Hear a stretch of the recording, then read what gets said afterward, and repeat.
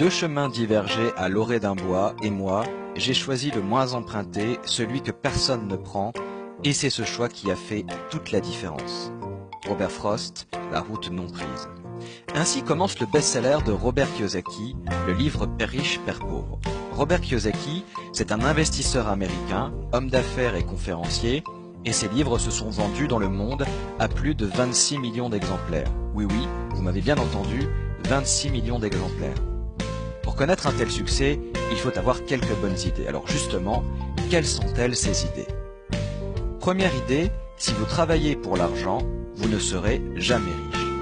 L'une des leçons les plus importantes du livre est de comprendre comment utiliser au mieux son esprit et son temps pour atteindre le bien-être financier. La différence entre un candidat à la richesse et un candidat à la pauvreté, sa capacité à se poser les bonnes questions pour résoudre ses problèmes. Le salariat, par exemple, c'est une solution de court terme. Il me faut un salaire pour manger à la fin du mois. À un problème de long terme, vais-je devoir travailler toute ma vie de 9h à 19h, 5 jours sur 7, dans l'espoir d'une retraite improbable. Comme le dit Kiyosaki, un esclave même payé une fortune reste un esclave. Selon lui, la voie royale pour gagner son indépendance financière, c'est la création d'entreprise. Pourquoi? Parce que c'est un projet qui vous met dans les bonnes dispositions pour apprendre chaque jour quelque chose de nouveau. Et même si vous êtes encore salarié, votre véritable motivation au travail, vous la trouvez dans la recherche de l'apprentissage permanent et dans les leçons que vous tirez de vos expériences. Travailler pour l'argent n'a aucun sens. Ce qui importe, ce sont les compétences que vous développez et dont vous vous servez un jour ou l'autre pour vous mettre à votre compte et en tirer ainsi le maximum. Deuxième idée, les riches deviennent de plus en plus riches parce qu'ils ont compris la différence entre un actif et un passif. Le système éducatif ne tient pas compte de l'éducation financière. Son objectif, c'est de vous permettre de trouver votre place au sein de la société de consommation. Vous suivez ainsi le schéma économique suivant: travail, salaire, consommation, travail. Autrement appelé rat race ou encore course de rats. Mais la véritable richesse, ce n'est pas combien vous gagnez, c'est combien vous parvenez à économiser. La course de rats est une image volontairement provocatrice qui reflète à merveille notre manque d'éducation financière. La première étape pour sortir de la course de rats, c'est de comprendre la différence entre un actif et un passif. Un actif, c'est quelque chose qui met de l'argent dans votre poche. Un passif, au contraire, c'est quelque chose qui génère des dépenses et sort de l'argent de votre poche. Les classes moyennes s'appauvrissent car elles ne savent pas faire la différence entre un actif et un passif.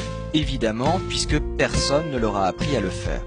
Ce qui les pousse à acheter toujours plus d'éléments de passif sans s'en rendre compte. Un exemple, celui de la résidence principale. Contrairement à ce que pense la majorité des gens, une résidence principale n'est pas un actif. Pourquoi? Parce que le flux d'argent que son acquisition génère est négatif. Si vous l'achetez à crédit, l'argent sort de votre poche pour aller dans celle du banquier, merci pour lui. Si vous l'achetez comptant, cela vous coûte un peu moins cher, mais l'argent sort toujours de votre poche pour l'entretien du bien. La clé du succès pour sortir de la rat race, c'est donc de comprendre la différence entre un actif et un passif, d'acheter des actifs générant des revenus réguliers et de maintenir vos dépenses à un niveau acceptable. Troisième idée, création d'entreprise et investissement immobilier, la voie royale pour quitter la rat race. À quoi cela sert-il de vouloir gravir les échelons de l'entreprise quand vous pouvez posséder l'entreprise? Robert Kiyosaki s'est lui-même enrichi grâce à la création d'entreprises et à l'immobilier.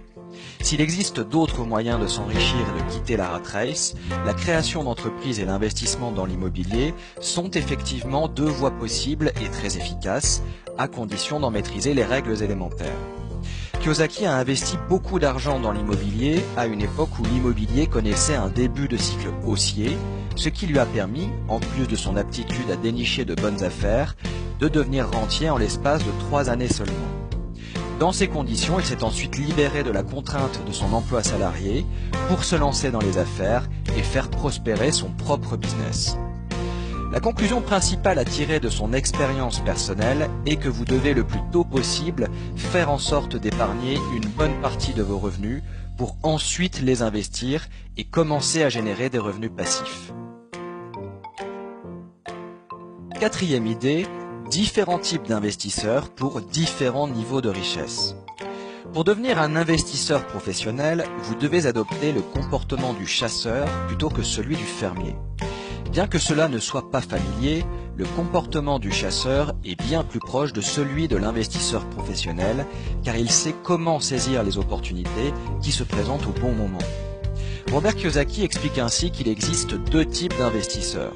Ceux qui achètent des packages d'investissement, des consommateurs de produits financiers, et ceux qui s'occupent de leurs propres investissements.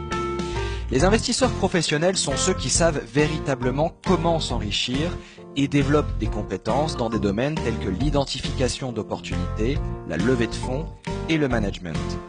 Pour s'enrichir, un investisseur professionnel a appris à déceler la véritable valeur d'une entreprise, sa prise de risque est à la hauteur du rendement espéré et il a développé ses compétences financières et émotionnelles pour agir en connaissance de cause.